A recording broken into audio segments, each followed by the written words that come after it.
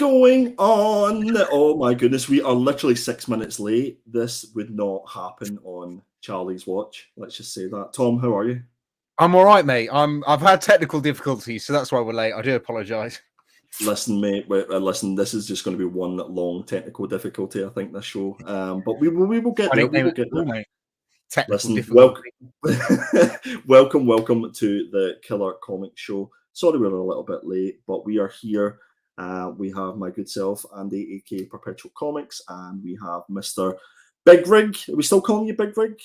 I don't know, mate. Yeah, I keep forgetting to change it. We have the man, the myth, the legend. We have Tom. Tom, are you well? I'm very well, mate. Thank you very much. How are you? I must admit, I'm extremely excited about tomorrow. I am buzzing. I said to the guys that I'll be a lot happier once I've checked in. I'm through security, and I can just have a pint in front of me and just start relaxing. That's when I'll be happy. It's been a mad dash today, and obviously we've got the show to contend with. So obviously Charlie isn't here today. Charlie is stuck on a train as we speak.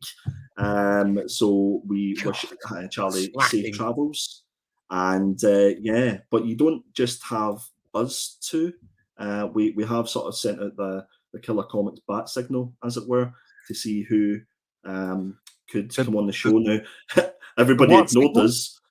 The bat signal. The bat signal. The bat signal, okay. Yeah. I mean, everybody ignored us. Letters around. Hey, stop it. Everybody, save that for this weekend. Everybody absolutely ignored us. Everybody declined. And we literally had to coerce and pay some of the most well-known and renowned YouTubers in the UK comic community. So what I'm going to do without any further ado is just introduce them. And what I thought I would do is I would try and sort of sum up these guys and see if the chat can maybe guess who it is. So first up we have a guy, a legend says that he wants to audition for the role of Frodo. People have said that he needs to stand on a wee step to wash his hands when he goes to the kitchen. He puts the half pint in panels and pints, and he's my mate. He's your mate. He's Sean, aka Panels and a Half Pint. Sean, how are you? All good, Frodo. You're very welcome for what that introduction. Yeah, I know. Listen, you're welcome. That's all I can say. How are you, mate? Thank you for joining. I'm all good. I'm busting for tomorrow. Finished work half an hour ago. Supposed to finish at 11. Just went. I'm not getting through this shift. I'm too excited for tomorrow. Let me home. I literally thought you were going to say you were busting for the toilet there, but and then he said shift, which also sounded like he said shift. I was busting for a shift. I can just imagine Charlie sitting on the train, just going, "Oh, what have I let myself in for? My channel, my growth channel." The next person that we've got another person, and I didn't write anything for him because he's a man of very few words. He is the main man when it comes to panels and pints. He is the chief controller, as it were, and he's a fellow Baldy. It's James, aka Comic Deal. James, how are you? Yep. You're welcome as well for that introduction. Thanks for joining. Can I just say, did you say chief controller because you didn't want to say the fat controller? Because listen, I appreciate the subtlety, but yeah. I'm glad you got it, and you're very welcome. James, thank you so much for joining us on the Killer Comic Show. I can see that you're really, really excited. That is your excited face, isn't it? Yeah. Honestly, if you weren't paying me, I wouldn't be here. So sure, that same goes. Same for me and Tom, to be fair. Yeah, man. Before Andy, you've got to have someone else because at the moment I'm the only person on screen that has hair. But we can't tell you've got hair. Yeah, that's true. That's true. Oh, there you go. Oh, he's just showing off now. We have one more person, guys. I think. Oh, listen. I had real fun writing this little introduction. I put a lot of effort into this. So, some people say that he once wrestled a bear at the age of 5 and he won. Some think he's the actual reason for the Royal Mail going on strike. Others believe that he's the actual Angel of the North. It's my absolute pleasure to welcome you to the one, the only, the absolutely tremendous That's Your Whack, Triple G Comics. Peter, how are you, sir? I'm very well. I'm very excited to be here. First time on this channel. I'm over the moon that I was asked, so can't wait. Oh, we are literally popping your Killer Comics cherry. Popping my cherry. Yeah, popping my cherry. Popping your so Killer Comics cherry. Don't hear that very often. Listen. You're welcome. No, thank you guys for joining. We really appreciate it. We know that everybody's probably not packed for tomorrow's or for this weekend's festivities at the Harrogate. So I do appreciate you taking the time. So we have lots and lots of people. Apparently, the next thing we do is we then go to the chat. Is that correct, Yeah. Tom? We normally go to the chat. I believe so. There's not that many in there, mate. So you're going to get through it quite quick. So happy days. I can see that. We have Connie in the house. Connie, thank you so much for joining us. Looking forward to meeting Connie at Thought Bubble as well. We've got Leon Russell, Evening Killers. How's it going? We've got the one, the only Chris Bell joining us. We have this guy who is multitasking, and we have Zan in the house. Zan, how is it going? Thank you so much for joining. We also have this guy in the house, and there's lots and lots of chat, and I'm going to scroll through it because I'm not going to do it word for word. We've got this person in the house as well. Good old Stream Elements. I hope that Bring in you're the subbed box, up. mate. Absolutely. This is probably the person who actually votes for Charlie's killer cover. One of the 40 people that vote. Absolutely. There's 12 people watching. There's been 40 votes. I have a confession to make. I'm probably the only one who votes for Tom. I got it. Yes! Oh, you're that guy? I'm that guy. Oh, Yes! I'm a fan. I always just thought that was the margin. You know, they always say there's a margin of error. I always just assumed that's what Tom said. Yeah. The outlier. Yeah. Well, you know what?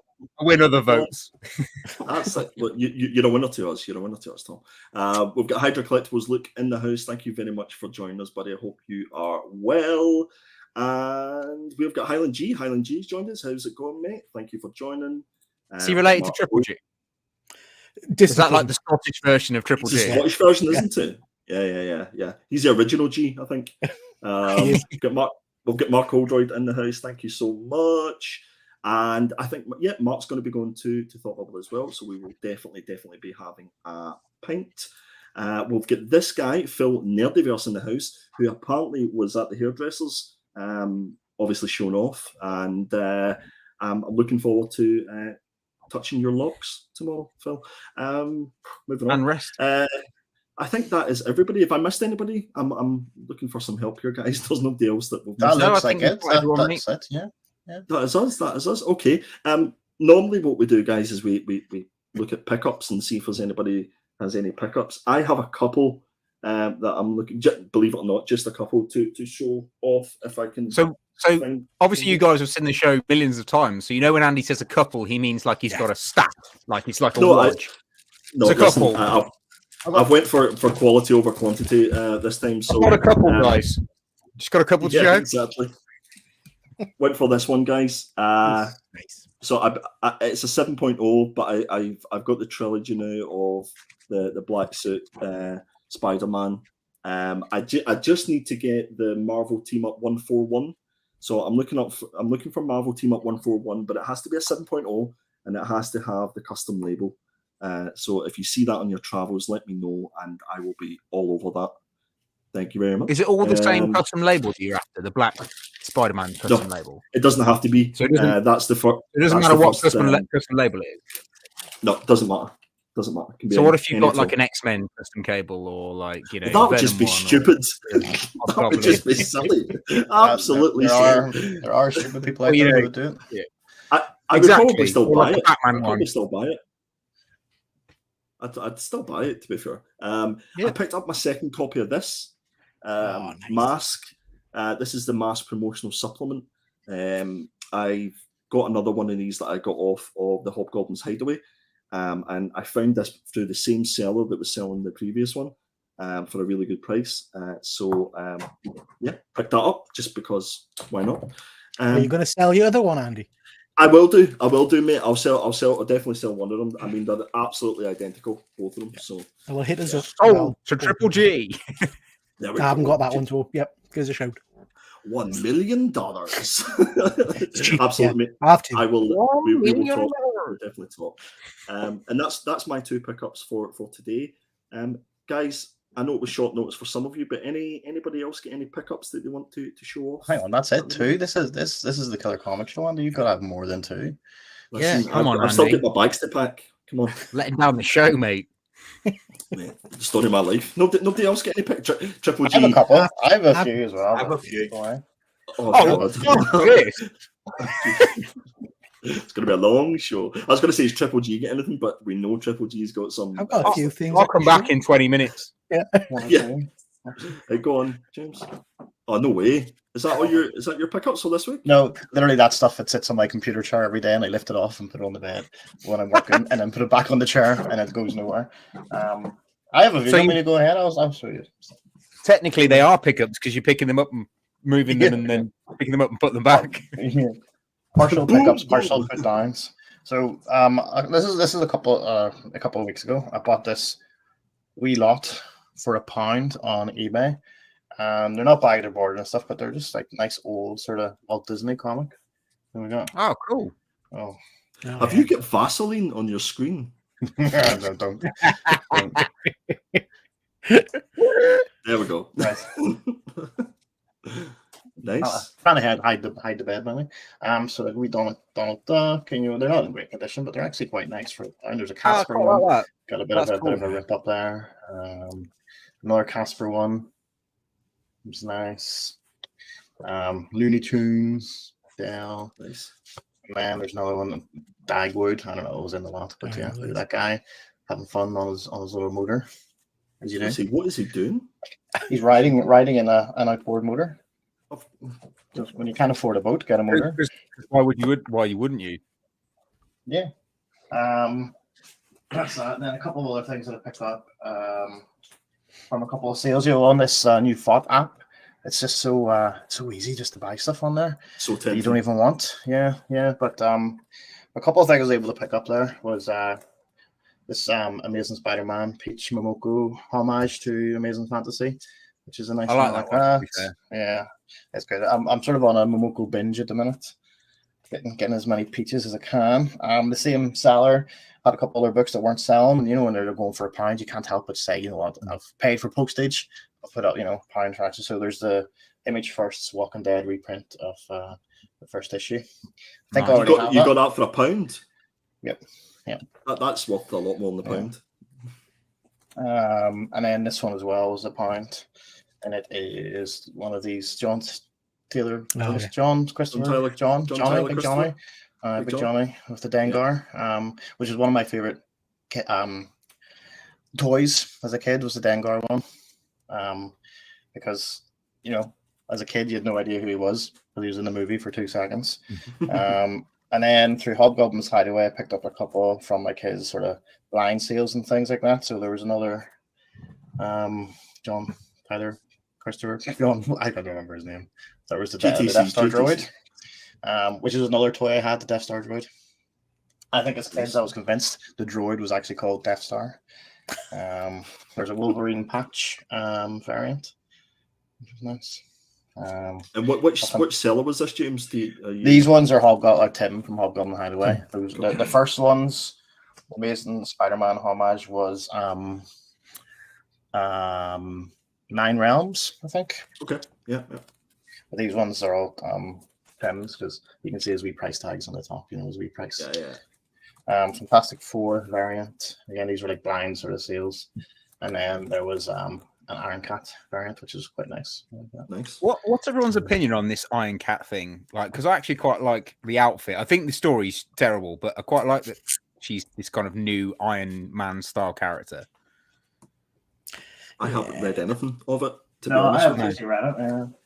I flicked through it. I like the outfit. I like the design. Yeah, but it wasn't for me really. Yeah, exactly the Scott same. I Campbell? was born in. Yeah. I think he did a cover. Yeah. Yeah, that's probably where I know Iron Cat from. Probably J. Scott Campbell cover. And then last thing I picked up, which arrived today, and obviously the Killer Comic Show does not do these characters justice enough, so they have to come on the Killer Comic Show. It is Teenage Mutant Ninja Turtles Usagi Jimbo. This is a hardcover version. Is it Italian? Is that Italian? No, this is pure English for all the pure English. You know, for all the xenophobes out there. It's in a totally very English, English no worries. way. But, yeah, you know, it's nice. It's like you're printed in color, and then they've got like little extras at the back, you know, sketches and covers and like preliminary drawings and things like that. You know, so I already have this comic, but this was on sale. This is on like Slab City's eBay for, I think I ended up getting it for £8, so I think it's pretty well worth it. And you love a comic deal. You love a comic. I do love a comic deal, especially when they have this lovely rabbit called Maimoto Usagi, and then the turtles, my boys, nice. my boys. Nice pickups. That'll do it for me. Cool. Who wants to go next? I'll go next. I've only got a few anyway, so I'll run through them. Actually, I've more than a few, but I'm only going to pick a few. So, just generally pickups from this week. So, Radiant Black, issue 19. Are you still reading that? Actually, I haven't read it since issue 10. It's just been on the The answer's no then. No. Are you still reading that? Yeah, I've not read it since issue 1. He's stacking it. Star Wars High Republic, issue 2. So it's off the new current run on that. Are you still reading that? What's that? Are you still reading that?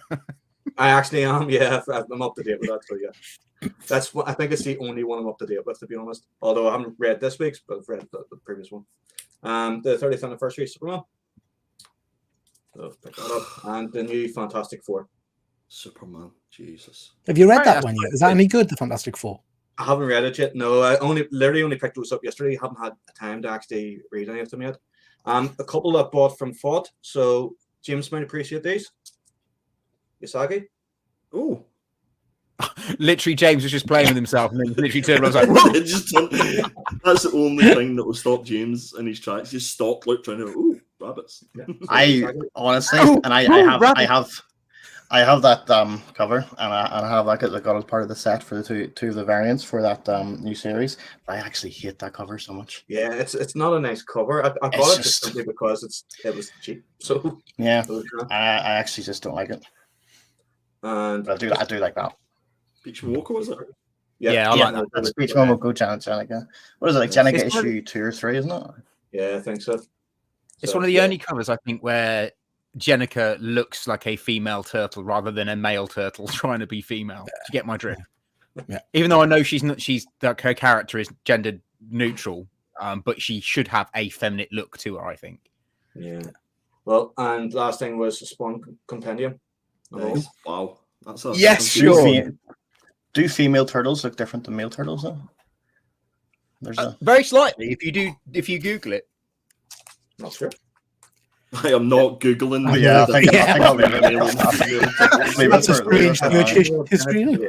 Guys, not work safe. Google history. Yeah, so I'm currently collecting all the Spawn individual singles, but to read, I want to collect compendiums, so that's the first one. Got that actually for about £25 on eBay, so bit of a bargain. That was one of my killer picks a couple of weeks ago because I've restarted reading Spawn from start to finish because I found the first 50 issues in one of my long boxes. So I thought, just bugger it, I'm going to read it. But Sean, give me a shout, mate, because I'm going to sell half mine. So I'll let you, if you've got any gaps, let me know. Yeah, I've a gap from about 20. I need a couple in the 20s, a few in the 30s, and a few in the 40s. The first 50. So should be able to help you out with that. Yeah, perfect. Cheers, buddy. Nice one. Peter, are you saving all your pickups for content for your wonderful channel? I've got a few bits and bobs I grabbed. First of all, I picked this up recently. You know, I collect hot toys. So this is an Anthony Hopkins Odin. He's pretty nice. So got him I think last week or the week before. Did you say Odin one more time? Because that was a sexy way to say Odin. Odin. Oh my goodness. It's almost as good as Andy's Jenny Frisson. Oh, yeah. I picked this up. I'm a big fan of Chew, the comic book series. So this is a board game, a kind of a card game based on it. So That's interesting because Sean's a big fan of Swallow. I've heard that. I was hoping he would tell us more about it this weekend. I was going to say, Peter, that's lovely, but I'm a big fan of Chew too. Yeah. And he's more of a fan of Swift. This is cool. I'm sorry, Charlie. I'm really sorry. Killer Be Killed, Volume 4. Pick that up. That's a tremendous read. I've been reading that, following on from it being on the Killer Comics show. Sorry, on the Nerd Herd. Amazing series if you haven't read it. So that's well. Really good. Yeah. I went to a horror con a little while ago, so I always tend to try and pick up some independent books. So this is brilliant. This is Gremlins, which is Gremlins based in World War II. So it's the first kind of account of the Gremlins. That's brilliant. And they're attacking the soldiers and tanks and things. The artwork is brilliant in it. It's just a really fun story. Is that authorized? No, is it just like unauthorized? No, that's why it's called Gremlins, I think. Yeah. But yeah, that's a really good read. This from the same publisher, Die Hard of the Dead. So this is a follow on from Die Hard, based on the Bruce Willis character fighting zombies. Nice. Which was a bit interesting. Pick that up. I've been reading comics a long time and I don't know how to grade, so thought I'd better try and read that. Do you see CGC has its own? Yeah, I noticed that. Yeah, I noticed that. And then I've not read any manga, so picked up this. Yeah, I like my horror stories, so picked that up to have a go at that and see what that was about. And Deadly Class, Volume 3. Nice. Again, these are lovely books as well. Really nice books. I actually picked that up last week. Really good. Yeah. Then I've got it first as well. What I love about Deadly Class, I've never read it, but it just always reminds me, it just sounds very Northern Ireland, because here you could say, oh, that's deadly, or that's class. So that's class, that's deadly, so it is. I was like, deadly class, that's deadly class. Yeah. Deadly Class. It's a very good read. And then Last Ronin, picked up the hardback because I've not read that yet. So picked that up to have a read. I've read the first issue. I didn't even know it finished. Yeah, I have to say it didn't blow us away. But yeah, I'll work my way through that one. Very nice. So I think that's all I've picked up. I don't believe you. Yeah, I might have a few other things. It's all I've carried through. I was going to say, check back on the Triple Cheese channel on Monday, Tuesday, and Wednesday. Links in the description, etc., for more exciting content. Tom, what about yourself? You get any pickups? I've got nothing. Well, I do, but I've taken mine and put them in my boxes at my mum's house, so I actually can't show you anything. No worries at all. Well, thank you for showing us your pickups. I'm just going to have a quick look at the chat to see who else has joined. We've got Captain Comics has joined us. How's it going? Thank you very much for taking the time out. I've seen this comic. I'll take it. It's not. I need to read the context of it, but we will move on very, very quickly. Don't talk to me, Sean, about packing, because I haven't even packed yet. So it's going to be interesting. Phil's leaving the house at 5 a.m. I think he's going via Manchester, if I believe, for tomorrow's. No, that's just his missus kicking him out. Let's see. I don't think his flights until heard the screaming earlier on. He said the house is actually he's leaving the shed at 5 a.m. That's what it is. Let's just see. We've got 6 Scale Padawan in the house. How's it going? Thank you for joining. We appreciate you. And there's lots and lots and lots of chat. We've got one more person here. We've got Martin Simcox has joined. Thanks for taking the time. And he picked up some cool books from Hobgoblin Hideaway on VOT. Yeah, there is definitely some deals to be found on VOT. And as James had said, like, once you've picked up one and you've paid the postage, you're kind of like, I may as well get another one. I may as well get another one. It's dangerous. It's like the pound shop of buying comics at some points. We've got is this Harpoquandrax? Hypochondriac? Maybe Harpoquandrax. Yeah. Isn't that how you spell hypochondriacs? No.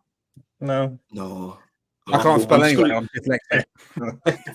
One of the words you want to try to spell, Tom. It's probably not the right one. Thank you for joining, sir, or madam. And I think that is everything. There's lots and lots. I'm assuming that was the comment based on the comment about Sean. Yeah. I just realised I can't take that back or edit it because we're live. So next up, we are going to have a quick look at what we're going to do next. We are going to do our killer covers. Yeah. Do some killer covers. Yeah. So let us just run this little thing here.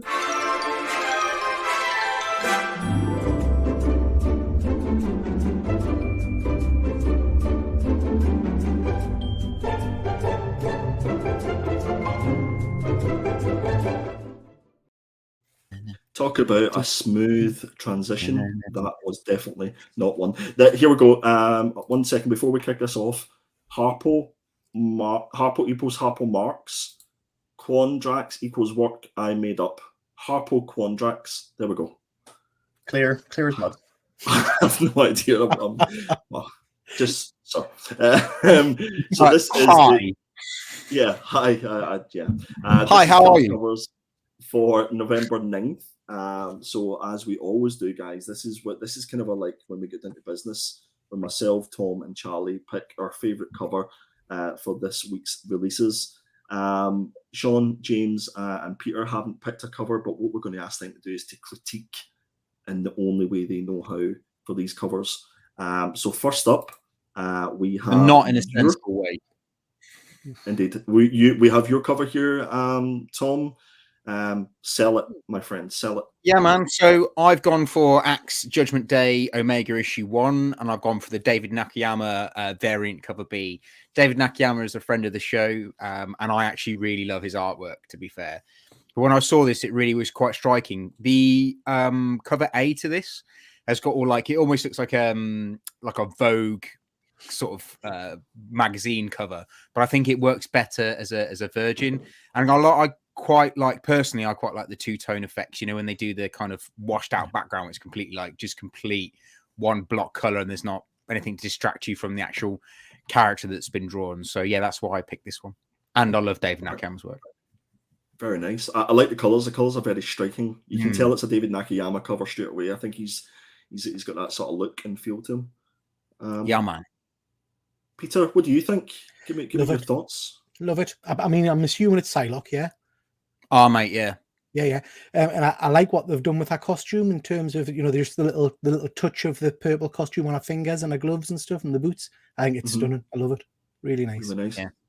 It's cool how he's used the her psychic powers to wrap her like a skirt around her bottom half, which is quite cool. Yeah, very good. James, Sean, any thoughts? Does this tickle your fancy? Tickle something. I knew that was coming. I mean, I like it. I think the main thing obviously is the colors. They work well.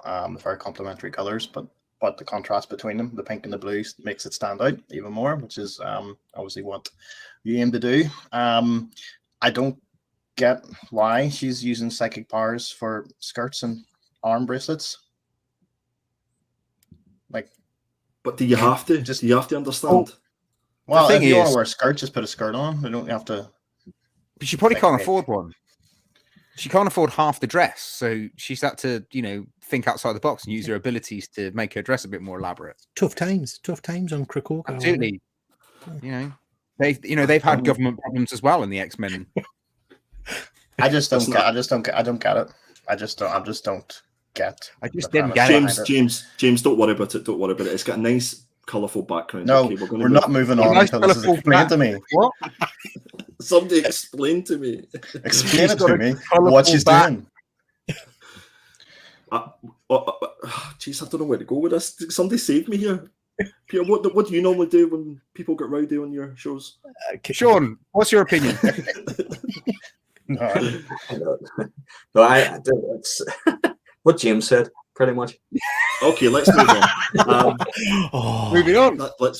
Right. So this is my pick. This is Ninja Funk issue number 1, and this is the Hive Comics exclusive.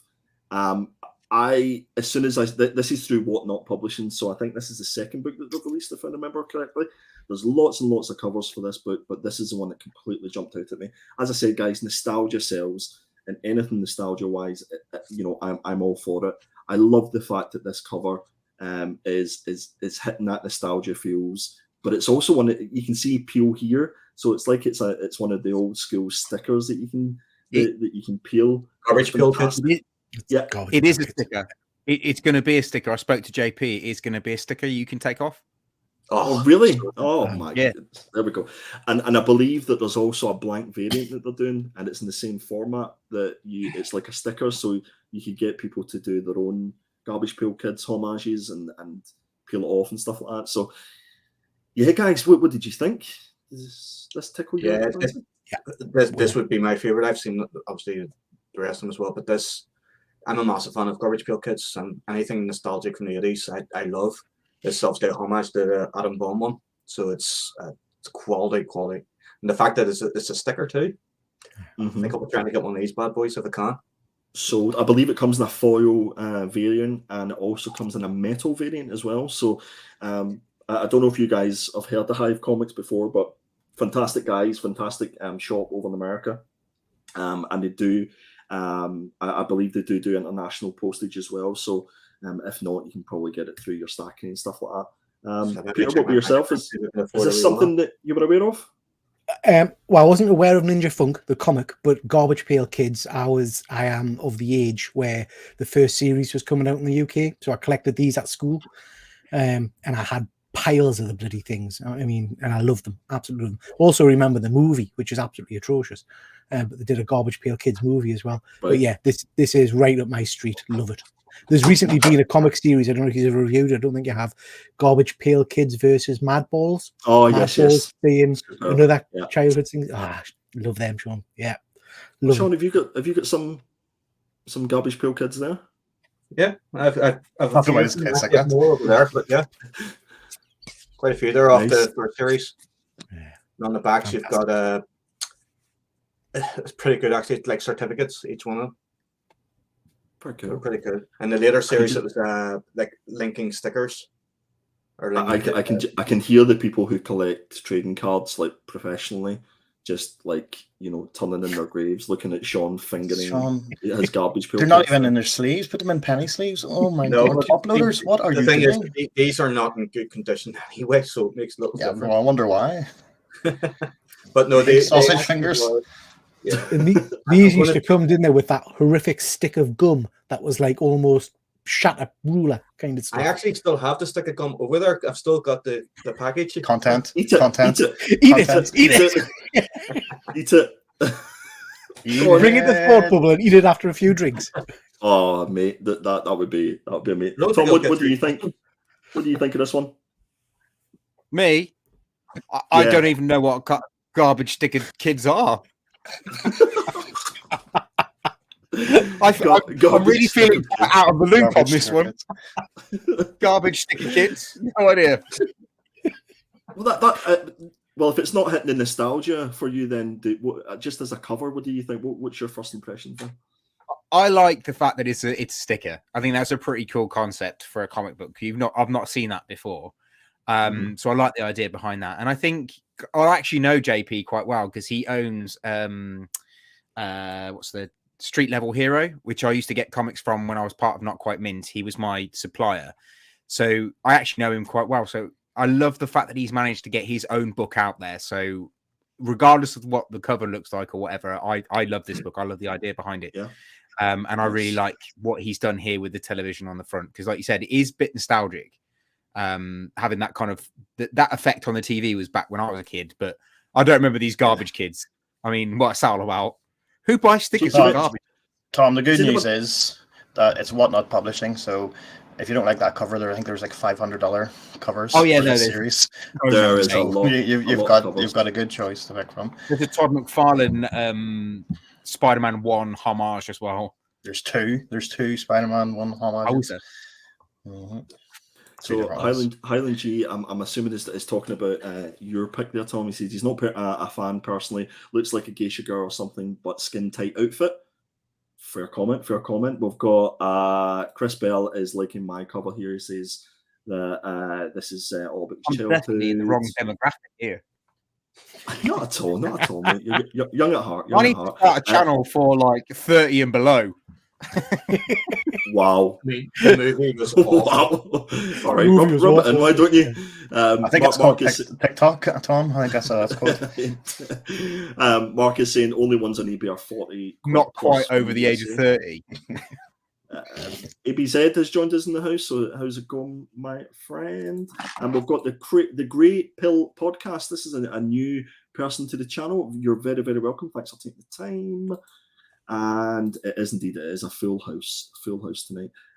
So last but certainly not least, and he's not here to sell his comics, so maybe one of you guys can do it and sort of get your inner Charlie and do it in his style as only he can.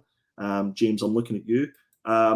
He's went for Gun Honey Blood for Blood issue #1. This is the Ivan Teo variant through Titan Comics. Ivan Teo has just been announced for Thought Bubble as well.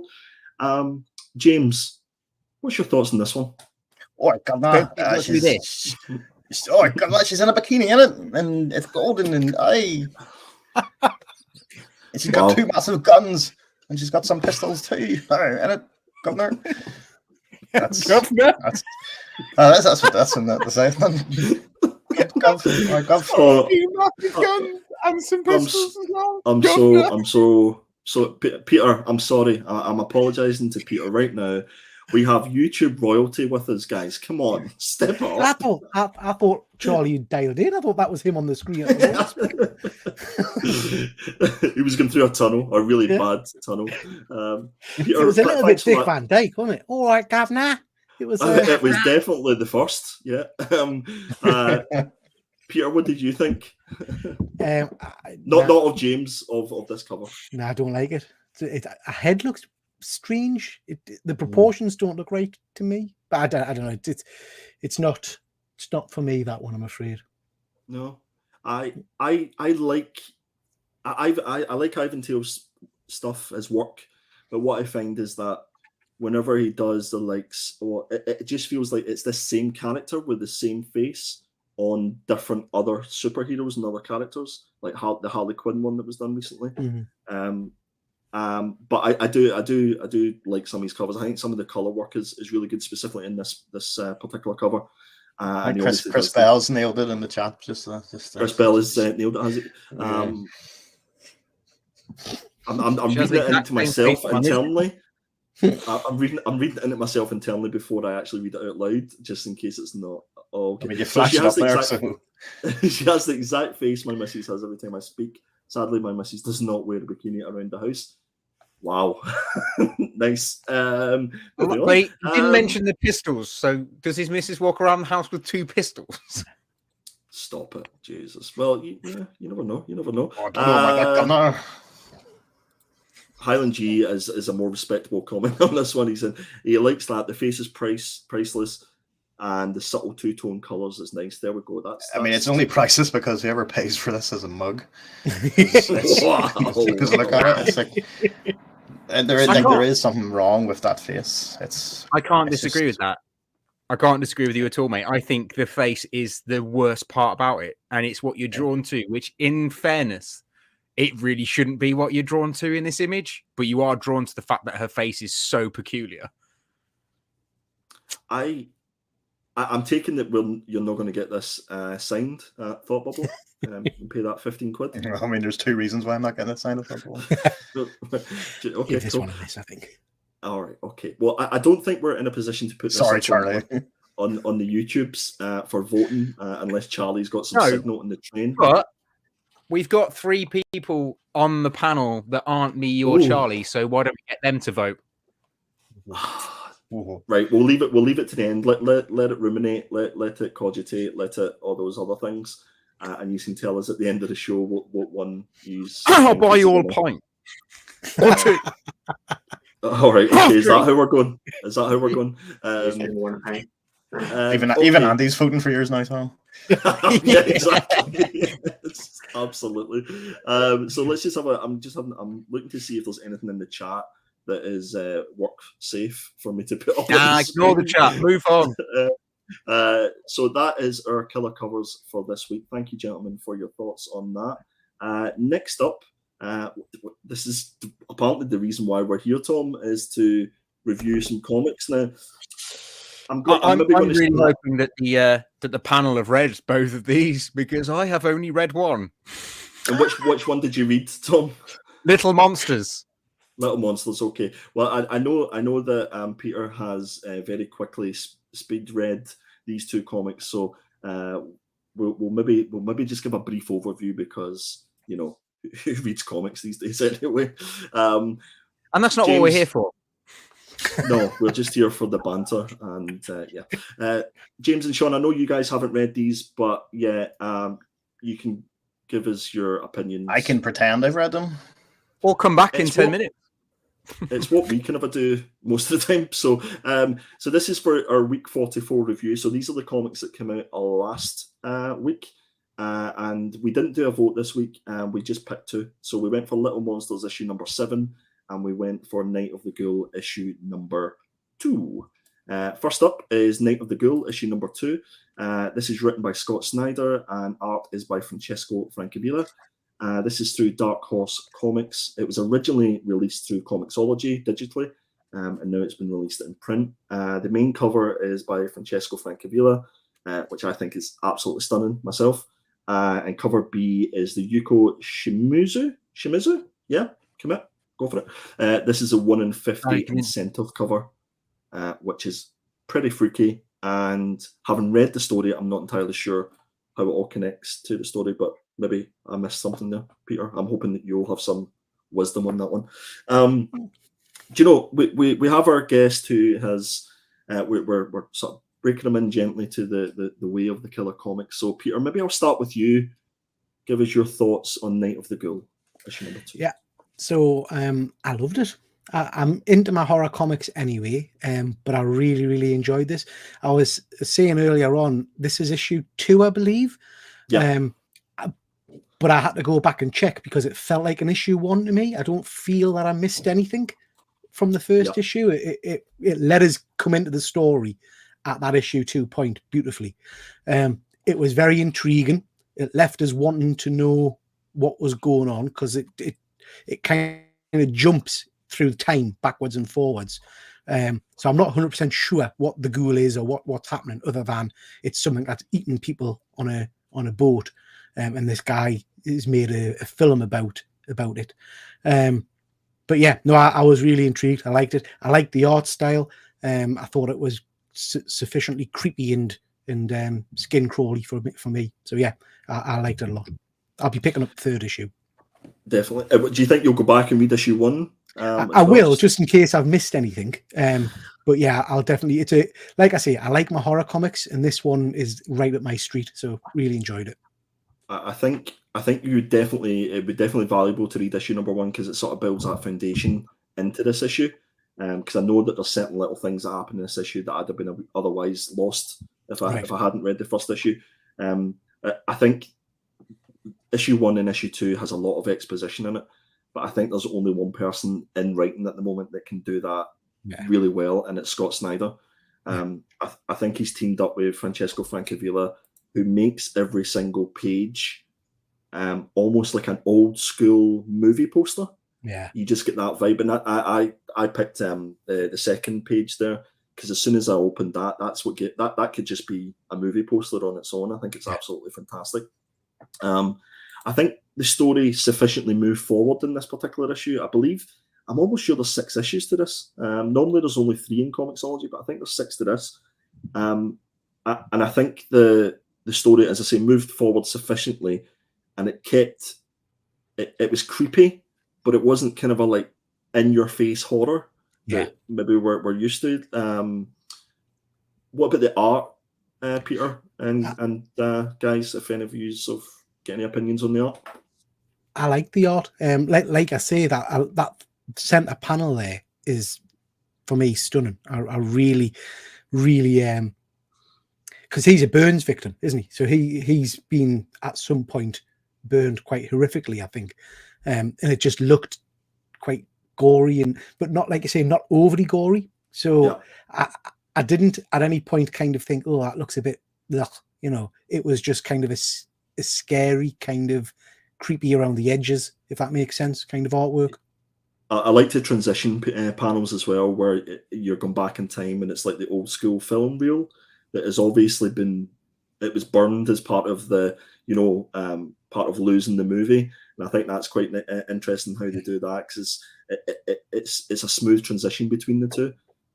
What I liked in this issue is we kind of found out that the Night of the Ghoul movie is based on Merritt's life, which is the creepy guy in the middle that's all his face is disfigured.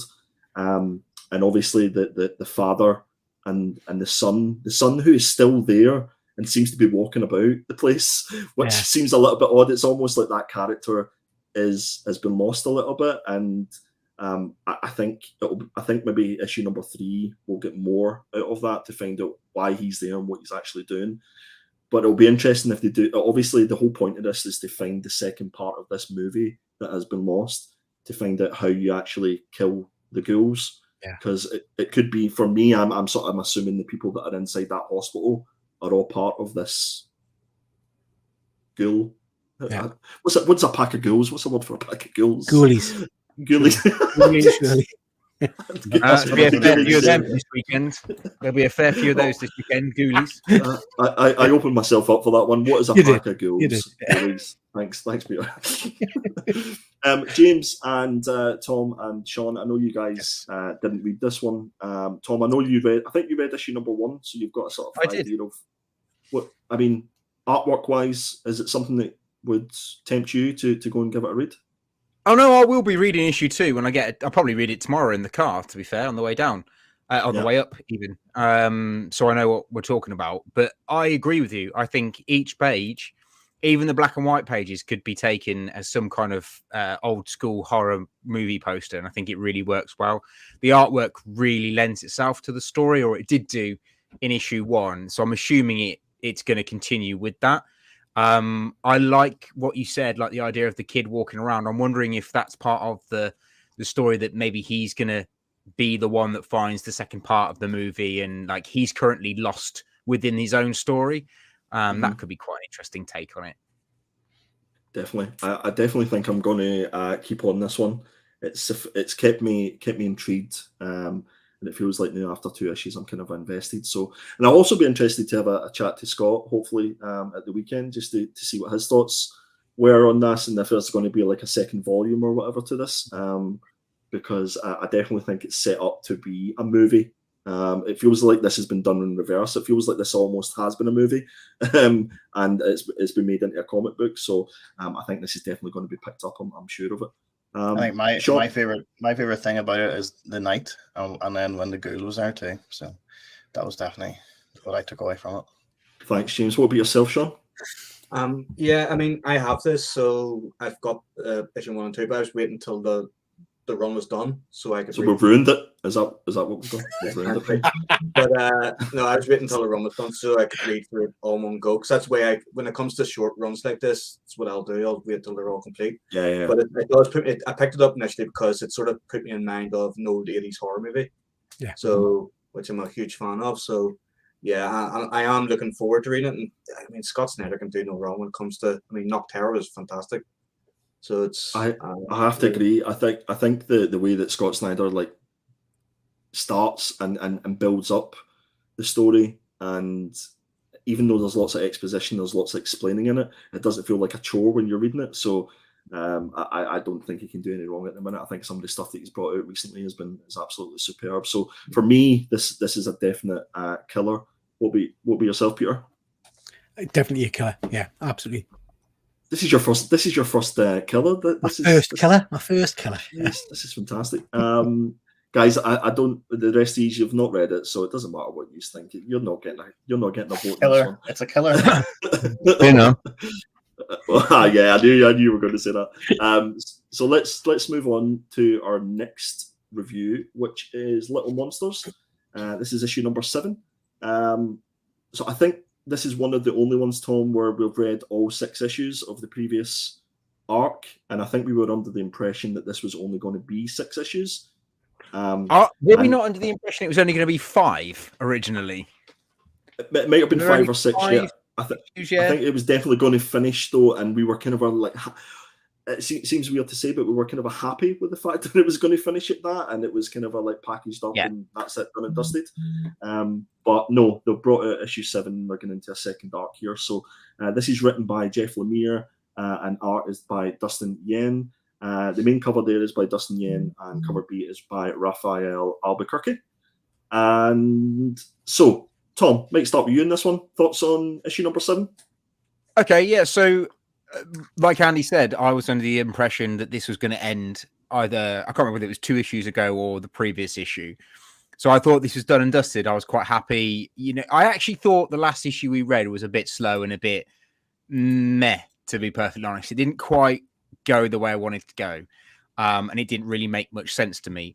I thought this was a really good change of pace / get you back interested in the story, this particular issue. You got a little bit of backstory about each individual character and where they were when they first turned into vampires before they, had this, thirst for human blood they got in the last couple of issues. So you got a little bit of backstory on that and kind of what they've been waiting for and how they've forgotten what they were and how they, how they know the techniques they've got. Like, for instance, the one lad whose name I've forgotten already can play the guitar, but he doesn't know how he learned to play the guitar.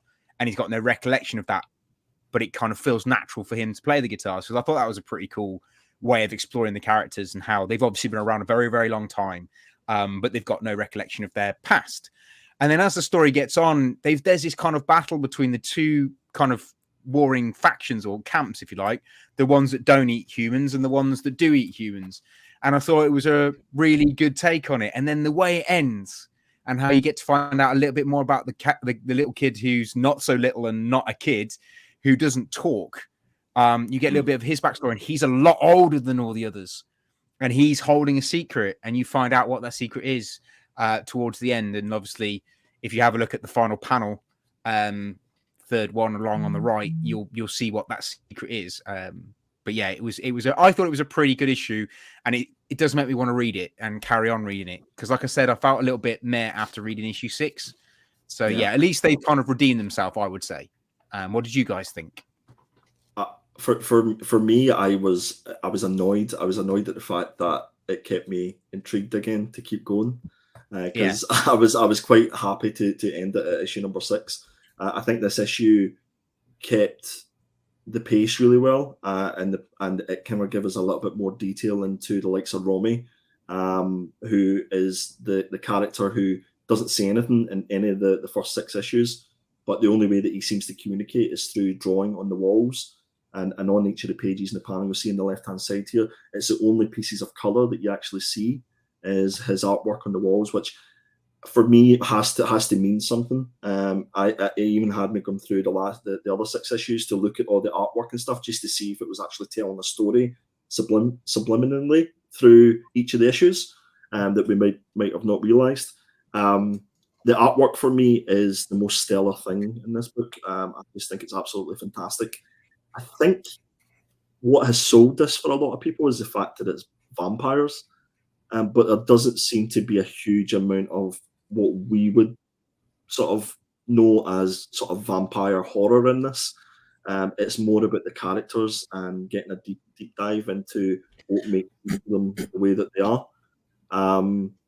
So for me, it was another killer for me, annoyingly so, and it's going to mean that I'm going to have to pick up issue 8 just to see what happens. So Jeff's obviously done a good job here. Do you think this umbrella drawing that he does when the lad says to him, like, can we talk? What do you know? What's the secret? You can trust me. You can tell me the secret. And then he draws an umbrella. Yeah. Do you think this is going to be some kind of significance that he did try to talk to him, but he just didn't get the reference, didn't get the umbrella reference? 100%, because there's actually umbrellas in the previous 6 issues as well. Yeah, at various points where something really interesting has happened. So it obviously means something, and I think all the other sort of graffiti artwork that's on that wall must mean something as well. So Peter, I don't know, have you ever read any of the other first 6 issues? Yeah, so I read the first 2 issues, I think. So I'm kind of coming at this a little bit unfairly, I guess, because I've not read the last few issues. I'm going to have our first disagreement. this bored me to tears. I just didn't get We're it. gonna have our first disagreement. Oh wow! Peter, wait to this weekend. You know what? Like, first off, how polite was that? I mean, if Charlie was here and we were having a disagreement, it wouldn't be, we're going to have our first disagreement. I'm really sorry, guys. It would be terribly sorry, chap. Just don't say eye to eye. I didn't fucking like it. Hey, Governor, I didn't like it, innit? Governor. Yeah. Sorry, go on, mate. No, I just I think probably, like I say, because I've missed the last few issues, I don't feel I've got a connection to the characters. So all the stuff that you've appreciated learning about them didn't really make much of a difference to me. And I think you're right, Andy.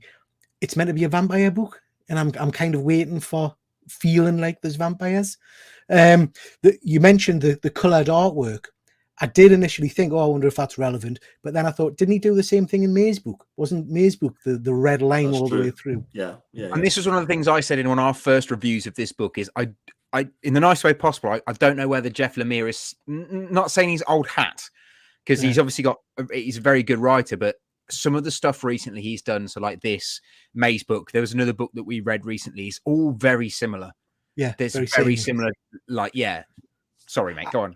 No. I think you're absolutely right, and I think I just to be honest, this didn't enthuse us to rush out and pick up the next issue.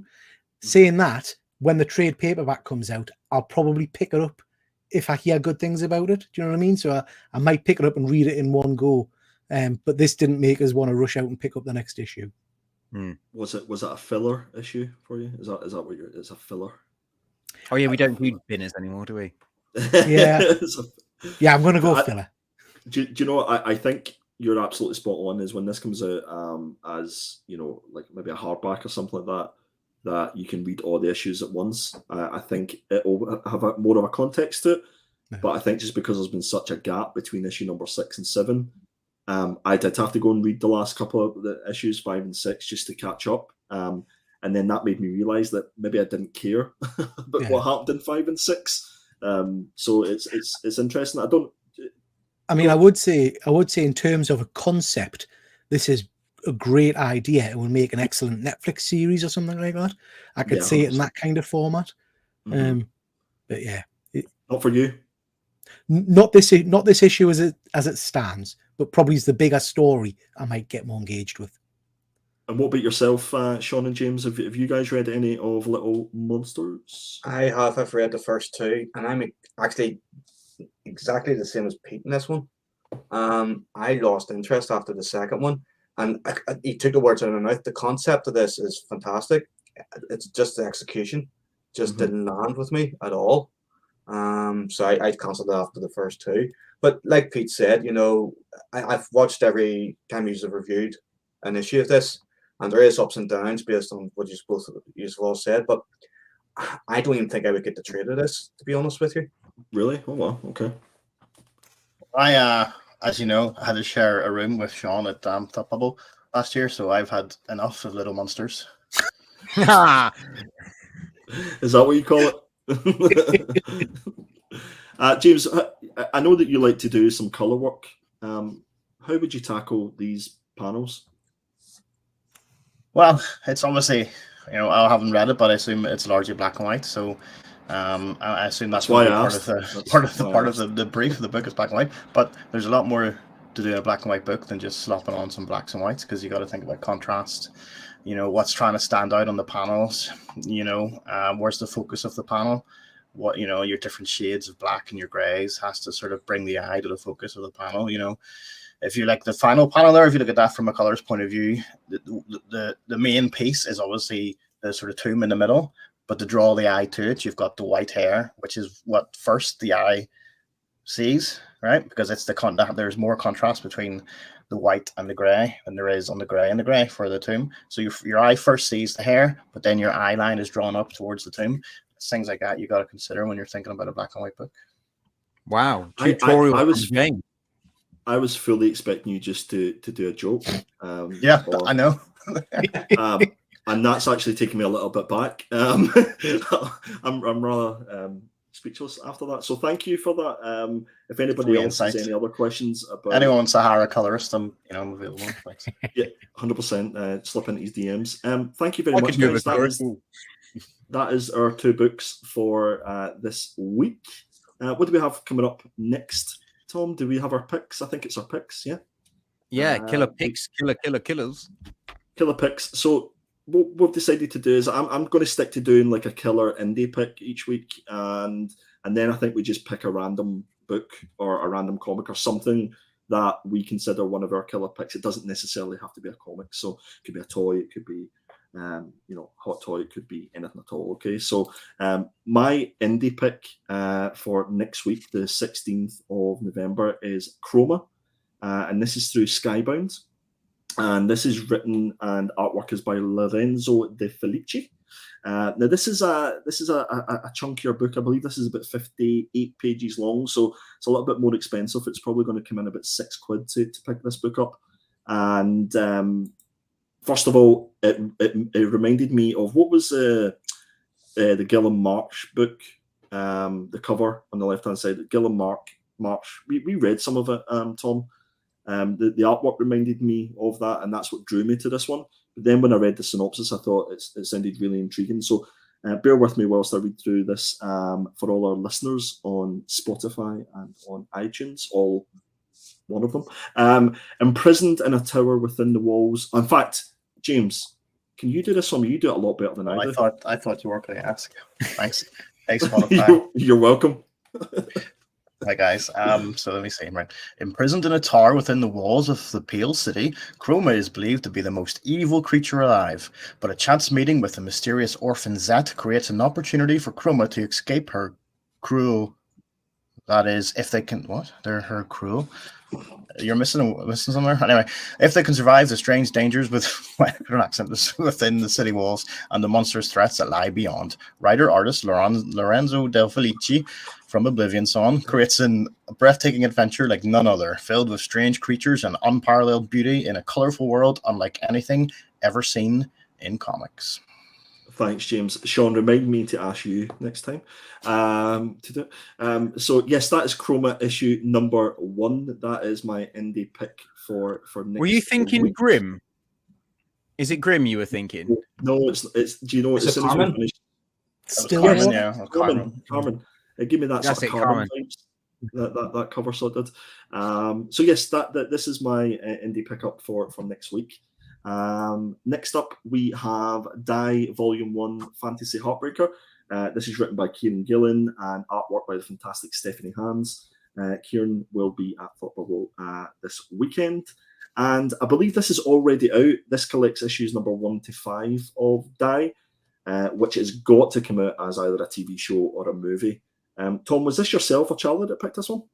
This is my pick, but you carry on, mate. You chatting away. You just do it. Carry on. Go for it, mate. Go for it. Sorry. No, it's fine. You've done it. You've told everyone what it is. Why have you picked this, Tom? Why is this your pick of the week? I picked it because I love Kieran Gillen. I think his kind of writing style is amazing. Once and Future is one of my favorite books, and Phil from the Nerdiverse actually recommended Die to me, so I read it. Enjoyed it very much so. So I wanted to bring it to the table this week as my killer pick because Kieran's going to be at Thought Bubble. I thought any of you out there that have issue 1 or even have the trade paperback could take it to get it signed by the man himself at the weekend. That's why I picked it. And it's a great book. If you haven't picked it, you haven't read it, read it. It's quality. Either any of you lads read this one? I have a few issues of Die, but I've not read any at all. Nothing. No. I'm seeing Connie's just mentioned the other Die was good, but like I lost track by the end. How many? It was like 30 odd issues. 30 odd issues. Yeah. It's about 30 issues. I mean, it's one of those things. If you like Dungeons and Dragons, it's essentially that. But the people who play the game end up going into the fantasy land, and then they're like they'd go missing as children, and then they suddenly turn up later on, 30 years later, as grown adults. One of them's got a missing arm, and they're like, people are like, "Where have you been?" And they're like, "We can't really talk about it." / you wouldn't believe us if we told you. So it's kind of, and then their lives kind of unravel. So yeah. So Connie's confirmed that it's 20 issues, which I think is represented in the 20 sides of a gaming die. So Yeah. I think that is there we go. Like a D20 die.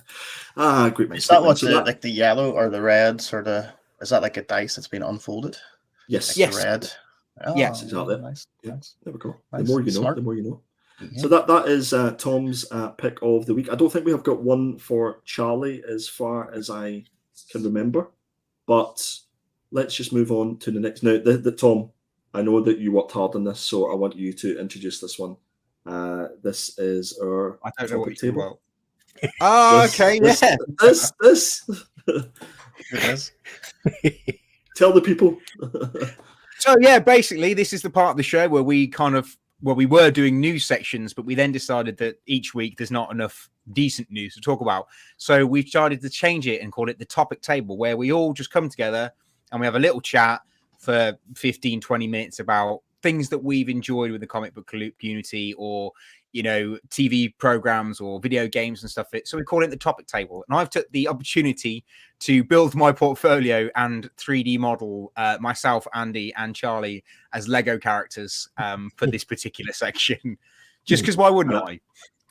Absolutely, and I am wearing a kilt, so I which I very much appreciate. So I think for this week, Tom, what we were going to do is kind of join it up with a little bit of our thought bubble discussion, because obviously everybody in the panel is going to be going to thought bubble. So I believe that's what we discussed, yeah. Yeah, sweet. So let me run this little section here.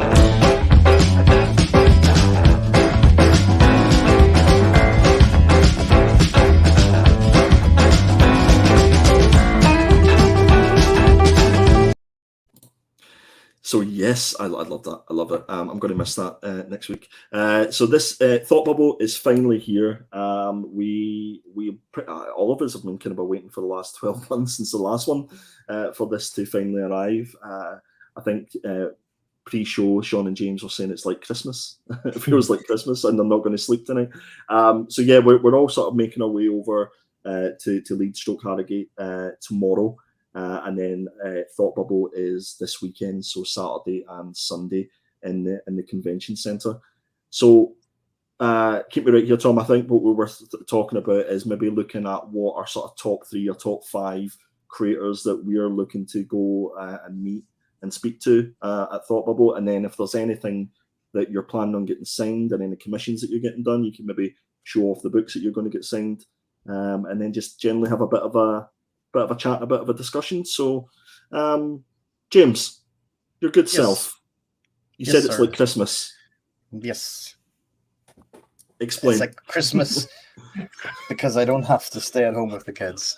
I can get out of here for 3 nights and not have to worry about that. But no, I think it's just, to be honest, I think a lot of it, like for me, it's just getting together with a group of good-looking men who I enjoy company off, and just enjoying the a couple of days of I was directed at me, yeah. And Tom. And and just getting together and enjoying the sort of culture of comics in a way that only Thought Bubble can do, because it's Portland the only con that's genuinely comic and comic arts sort of related, as opposed to pop culture, if you know what I mean. So I think that, but yeah, I mean, I'm definitely bringing a few books to get signed and things like that. I've got I think the main thing I'm looking for is to get my Crimson Cages signed, all 5 of them by John Lees and Alex Cormack. I've also got a commission booked in with him as well to do me up a Usagi Yojimbo, so I'm looking forward to getting that picked up too.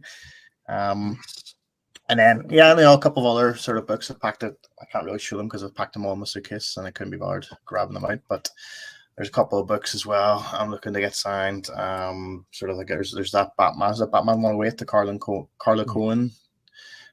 Is it Punchline? Is that who's on the front, or who's that character? I don't know. Molly. I'm Molly. Her. Yeah, that one, Tom. Nice. I think we've all got that from Tom. Yeah.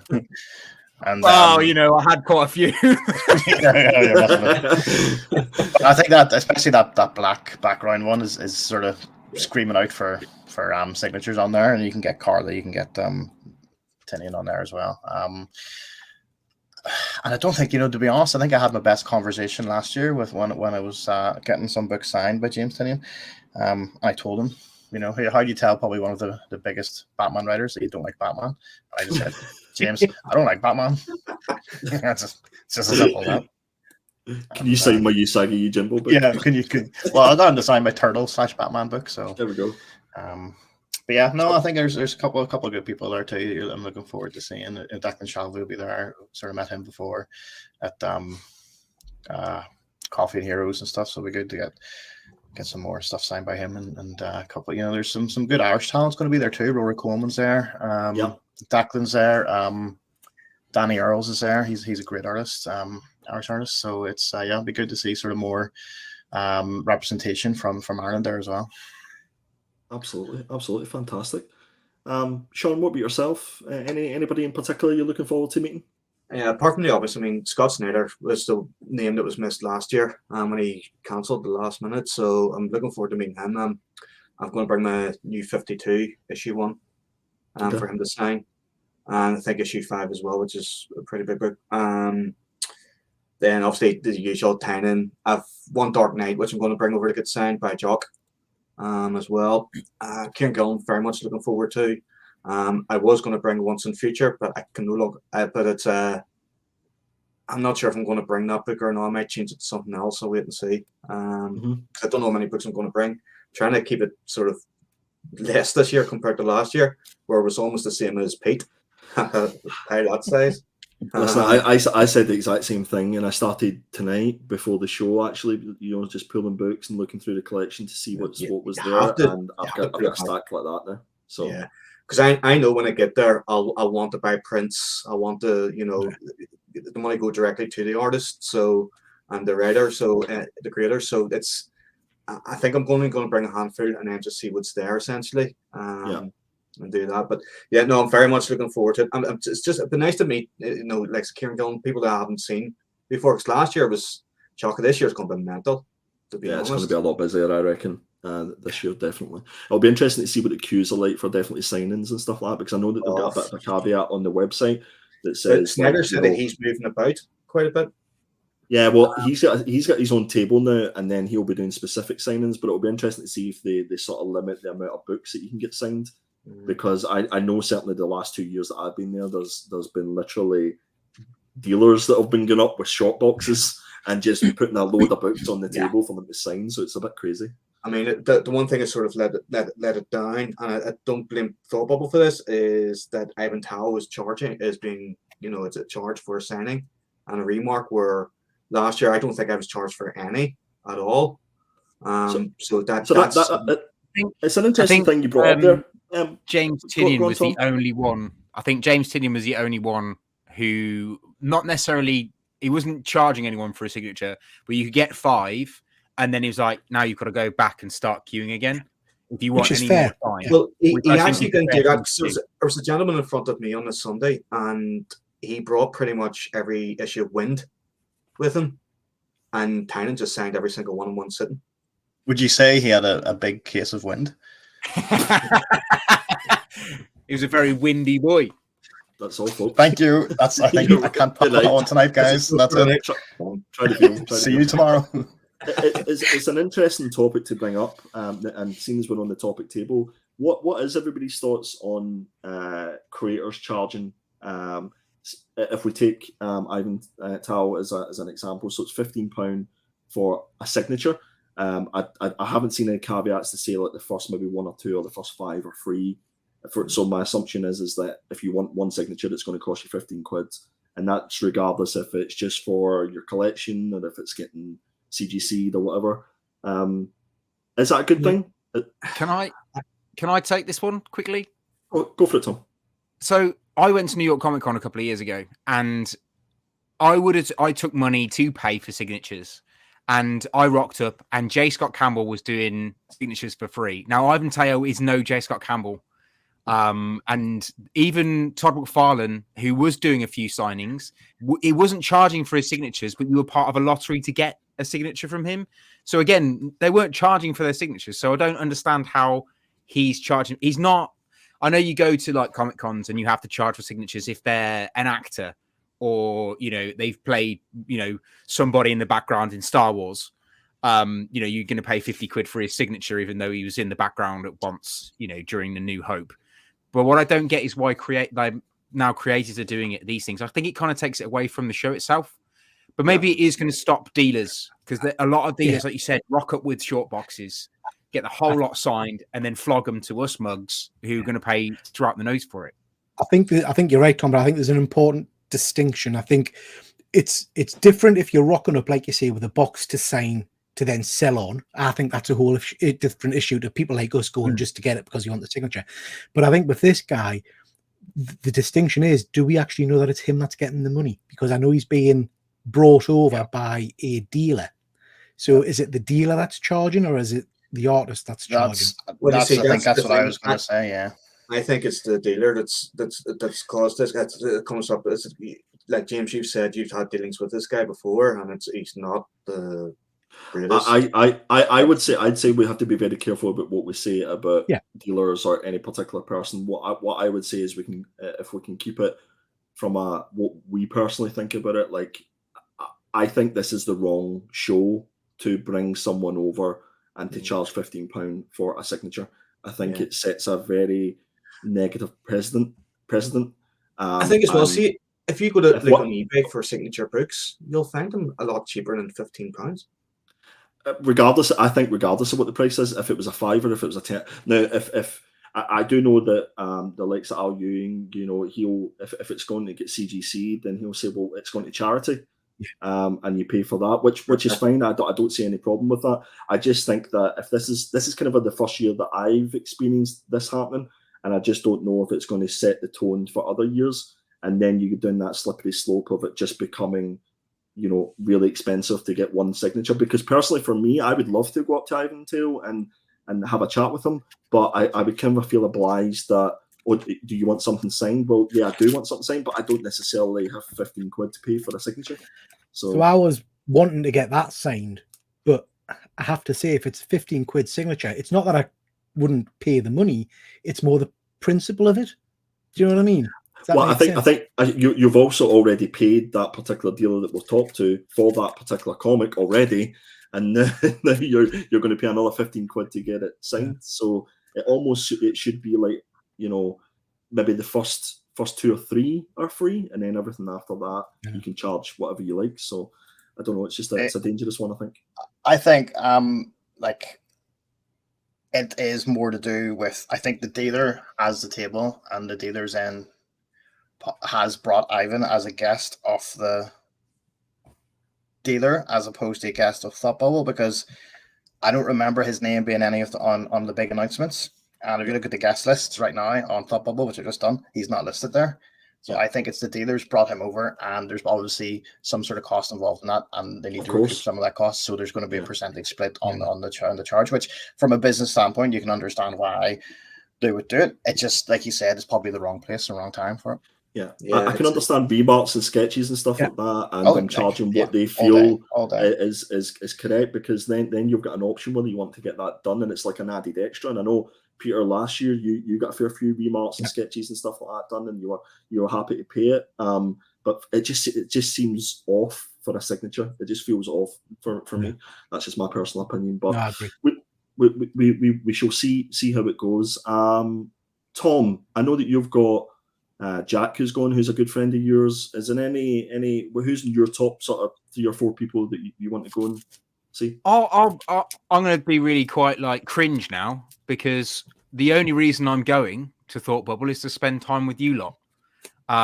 Because I consider you guys my closest friends, and I had such a good time last year that I wanted to come this year. There isn't really any standout people that I'm desperate to see.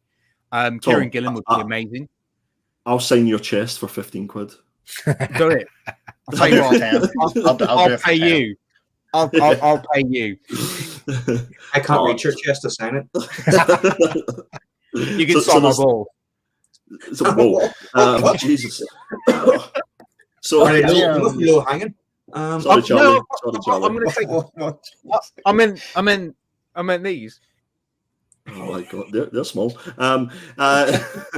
Peter, what about your good self? I know you had a stack of books last year, so I can imagine. I've seen your stack. I've seen it in IG. Yeah, Wow. I've got Okay. I've got a few books to sign, which is Hey, all I can say is I'm not standing behind you when you're going. they're all for, I'm probably going to try and It's a whittle good them rule of down. life as a tonight. whole. I'm going I to try don't and think whittle them anyone down. can stand behind any of us, considering what we were like last Saturday. True. That's true. I'm very much like Tom, to be honest. I like comic conventions. I've been going to conventions for a long time, but it's only over the last 18 months or so that I've felt a connection to the community. So I am going to meet people, to go for a drink and all that kind of stuff. That's the main pull for me. That said, again, like Tom, very excited to meet Kieran Gillen, because I didn't see him last year. I have got a few Once and Futures, because that's one of my favorite books for him to sign. Massive fan of John Lee, as you know, so can't wait to. He's bringing an out of print book for us that I've managed to pick up for him called The Stand. So we're looking forward to getting that. And Alex Cormack, but like James, I've got a commissioned piece from him booked in. So looking forward to getting Is that. The Stand a Stephen King one, or is it something completely different? No, it's called The Standard, not The Stand. It's his yeah. first superhero work he did years and years ago, but it's hard to get a hold of. So yeah, doing all that. Got a fair bit of stuff to get signed, but I'm taking a lot of blanks. And this time I'm wanting to get a lot of probably I would say the lesser known artists, because there was an awful lot of independent artists. So I'm trying to get them to do some signatures for us in signings. I want some Primes and Thundercats and He-Mans and things like that. Nice. I know that Alan from Coffee and Heroes, he's bringing a blank for, and he's taking around every single artist and writer, basically just trying to get the whole thing just signed by as many as he can. Yeah, that'd be very cool. Yeah, that sounds great. Well, I made a top 5 list. Because I'm that sad sort of person who does that sort of things. So my everyone number, wanted to log off and we'll come back later. my goodness. My number 1 is Mark Bernardin. I'm a huge fan of Mark's. I was really disappointed when they had to cancel because of the pandemic last year. So I'm really looking forward to just saying hello and meeting him. I've got a couple of comics that he's done. This one here, Genius Cartel, is one of the books that Mark has written. And he also done a collaboration with Jock in this book. So he wrote Push, and this is a Jock cover. So I try to, anything that I'm taking with me, I'm trying to get stuff that more than one creator can sign. My number 2, believe it or not number 1 is obviously going to be Jock. I have lots of things to get signed by Jock, as you can well imagine. But I've kind of tried to do something a little bit different. I've taken the postcards that came in a special DVD set to get signed, and I plan to get those framed. There's also a postcard set that you can get in Forbidden Planet. I think it's it's an 8-card set that I'm going to get signed as well. And then one of the only really books that I'm going to get them to sign is the Italian version of One Dark Night. So it's La Notte del Cavaliere Oscura. I hope I've not butchered the Italian on that. So just something a little bit different that not maybe everybody. You didn't move your hand enough. You didn't get it right. Right. The Cavaliere. That's better. Thank you. So yeah, looking forward to seeing Jock. Does Jock not have a restraining order against you yet? He does. The third one is Scott Snyder. Scott, as I said, has got his own table there. Again, another person who unfortunately had to cancel last year. Really looking forward to seeing him. And again, I've tried to pick books that Scott and maybe Jock or Scott and another creator have done together. My number 4 is Anna Morozova. So Anna is a 2000 AD artist. I've met Anna a few times. She went to Dundee University, and I think her sort of 2000 AD stories she get picked up through like an art competition for 2000 AD, and her artwork is absolutely stunning. So I've got a commission that I'm hoping to pick up from Anna. Was she at one of those local cons a couple of years back? The year I met you, she was at the. Yeah. I do remember. She was there. Yeah, she's been there. She's been at OMA and Enniskillen Comic Con a couple of times. It was the OMA one, wasn't it? Yeah, she was. I remember. And my last is Sanford Green. Sanford has done a lot of work that I've been collecting, including this. So he does Bitter Root. So this is issue number 1. This is a Mike Mignola cover that I'm going to get signed. and he also done the all new Hawkeye hip hop variant as well. So these are the 2 books I'm going to get Sanford to sign. So yeah, really looking forward to it. But again, I think the most important thing, guys, is meeting up with all you guys and having a few beers and just chilling out. I'm looking forward to meeting up with Well, people. hang on, we weren't in your top 5. I don't. You can't just come back and say that now. I'm just about to move on. on to my top 5 UK comic community. So yeah, there's lots of people that I haven't met yet that I'm going to get the opportunity to meet, and I think that's the same for all of us. So really looking forward to it. I'm just going to check the chat here because I'm conscious that we haven't. Connie is saying that she's going to miss Sunday. She's raging, so she's going to make the most of Saturday. Saturday's the big night. That's the Saturday night is the mid-con party, so that's going to be good. Said that she's mainly going to buy prints and indie comics. She wants to see the stuff from the smaller creators, but is excited obviously for the big guys. Sean's there. In trouble. Create mischief. Mark is going to be boycotting the guy who's charging virtually everyone else is doing it for free. That's the thing. And Highland G is saying the creator signing should be paid to do so by the show who make money off the back of the tickets, but I would limit it personally as it gets abused. Some fans can miss it completely. 100%. I agree with that. Absolutely agree. Yeah. And yeah, that is Mark has given his top 5. So Carla Cohen, Tinian, David Aya, Zoe Thorogood. Yes, Zoe. I met Zoe last year. She's fantastic. And then Sean Phillips. Nice. Any other comments about Thought Bubble? Any other things that we're excited about before we move on, guys? Silence? Possibly. Excellent. Well done. Possibly tomorrow night we might go live and we'll give you all our table number at Weatherspoons and you can send us a pint. The memories of last year going live. Yeah, I don't know if that worked out well for us last year. It really didn't. I think, Tom, you had to go home the next day, funny enough. I did, mate. Yeah, my dog was poorly, but yeah, I was in a terrible state. Rough. Listen, literally. So let's. I think me and Tim left at the same time. Let's move on to James's collapsed. Let's move on to. You got me on that one. So killer covers. Do you remember we done that at the start of the show, guys? So we had our 3 killer covers, and we didn't manage to put it up in the vote. So we're going to ask our 3 guests to choose between Axe, Judgment Day Omega 1, Ninja Funk issue number 1, the Hive Comics exclusive, or Gun Honey Blood for Blood issue number 1. Sean, I will go to you first. What comic do you think is the best, or what cover do you think is the best this week, please? Sorry, Tom. For once, I'm actually not going with you. Ninja Funk. Ninja Funk. I'm a product of the 80s, so it's kind of like, how could I not? You're all garbage stickers. So that's one vote. Thank you, James. And that's the reason why Tom's not getting voted. Jesus, come on, James. I am going to go for the Psylocke one. That was Tom's, wasn't it? Yeah. Yes, even though I don't know what she's doing, picking her skirt, no one's explained it yet. Still, I've tried to research it during the show. Can't find an answer for it. Makes no sense to me. But it's definitely the most artistic of the lot. I like it more than the rest. So we've got a vote for Tom. Thank you, James. And Peter, no pressure, but who do you vote for? Am I the decider then? You are the decider. Please don't vote for Charlie. I was going to go for Tom, but like James has said, it's just stuck in my mind now what that skirt's all about. So I can't cope with it. So Yes. I'm going to go with Ninja Funk. Bye, see you all. Yes. 2-1. Thank you very much. I'm also like it doesn't really matter, but if anybody in the chat has any views on what your favorite cover was, please drop it in the chat. That would be fantastic. Thank you, gentlemen, for your votes. I really appreciate it.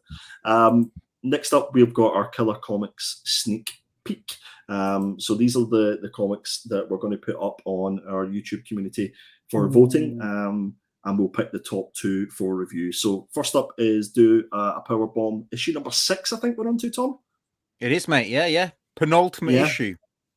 penultimate issue, and I think this is one of very few comics that we've read every single issue, and it's been absolutely fantastic. So, My favourite book this year. yeah, I think it is for a lot of people, 100%.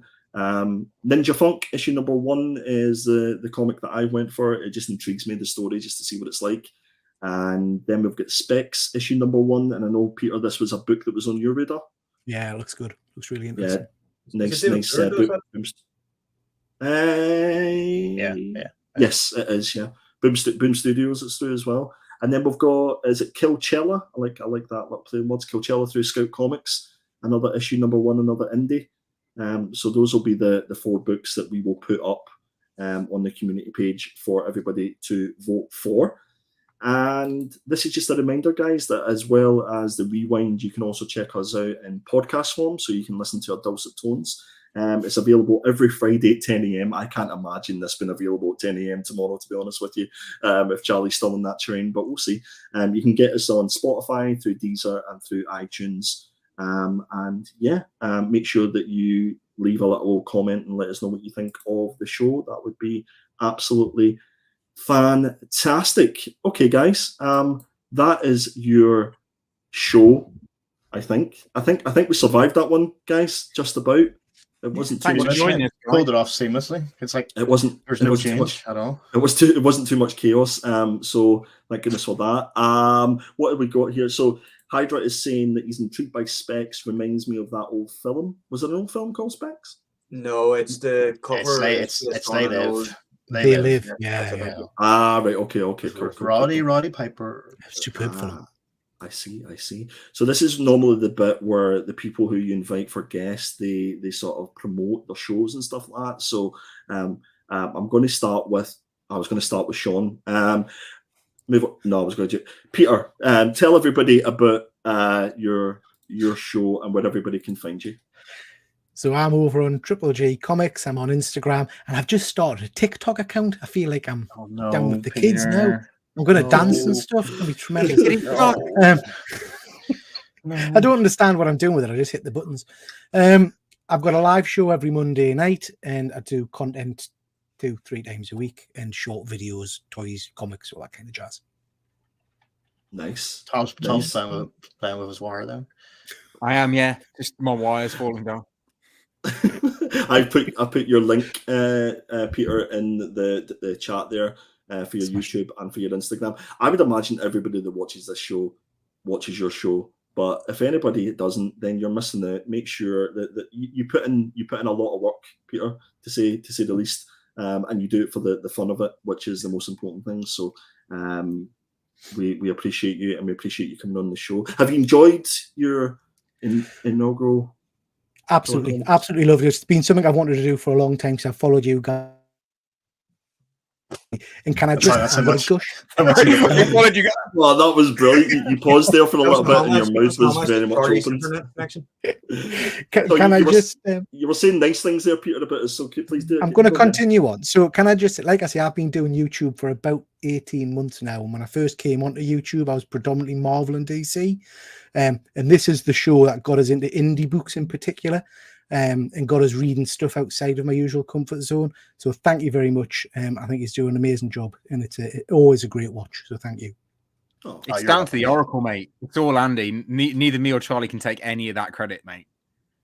No, that's all lies. It's a team effort. He's doing a great show. Killer Comics HQ. We appreciate you, Peter. We appreciate the comments, and we're all really looking forward to meeting up for a few beers and stuff like that with everybody. It'll be fantastic. Listen, Sean, James, I wasn't going to leave you out. Do you think I would do that to you? Where can the masses find you guys? Not bubble tomorrow. Spoons. with spoons. Tomorrow evening. No, I just want to say thanks for having us on. Like Peter said, it's the Killer Comics Show. Definitely eye-opening. I can't believe this is the first episode you've done, and you've got me on. So I hope the show goes well in the future. You're such a for what it's worth, James, and thanks for that. I think I've put up the link to your YouTube channel. Do you remember that? You used to have a YouTube channel. I still have that. So I've put a link up to that, and I've put a link up to your Instagram that you very rarely post to. So if I haven't sold it for everybody, then please make sure that you go follow or sub up to our man James. And last but certainly not least is our good friend Sean. Sean, where can everybody find you? I know you're not on the YouTubes, so No, and nor will I be anytime soon. Find me on Instagram. That'll do. I tend That'll do. I'm more of a follower than anything else, so I just like to follow pretty much everybody. Okay. I think Triple G's crashed my Instagram on more than one occasion though, with the volume of posts. But to be fair, the posts are pretty good, so I can't complain. Thank you. I put a link They're to definitely your class. Instagram as well. I'll there, take Sean, so- payment in form of pints tomorrow. Pete. Shots. Yeah. shots. No shots. No. shots. Yes, that's the first drink. It's going to be shots. Shots. That's the first Definitely. round. I'll get the first round of shots. Yeah. Tom, Last year you killed me with shots. Nope. Tom, my good friend, tell us where everybody can find you on the Instas, and also remind everybody about the Killer Comic Show Insta. Yeah, absolutely. So if you want to follow me personally, you can follow me on The Art of Tom Maiden, where I'm going to start posting more of my portfolio stuff. Or you can follow me on Not Quite Mint, where I'll be posting some of my collection. I am thinking of combining the two together. So I'm only have one Instagram account rather than being really selfish having two. It's going to call it not quite the art.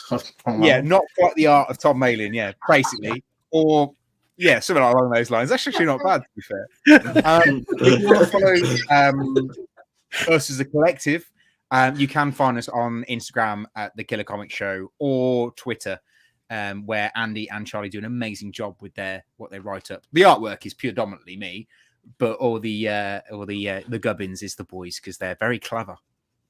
Teamwork makes the dream work, I think is what they say. Right, before we go, Luke has a fun fact. I think everybody will agree there's only one way to end a stream, and that's a fun fact from Luke.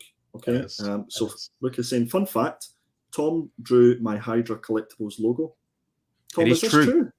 That is true, mate. Yeah, I designed the whole thing. Yeah, and Wow, you know that he's got is- the one with the different hats. That was all Yes. Luke's idea. I just facilitated the idea. That is definitely a fact. It's definitely a fact. Yeah, it's definitely a fact. Thanks, thanks for that. Is there anything else that I need to do, Tom? No, do we just finish it here Stay safe. and stay sexy? And as Triple G would say, guys, that is officially your whack. Good night. Stay safe.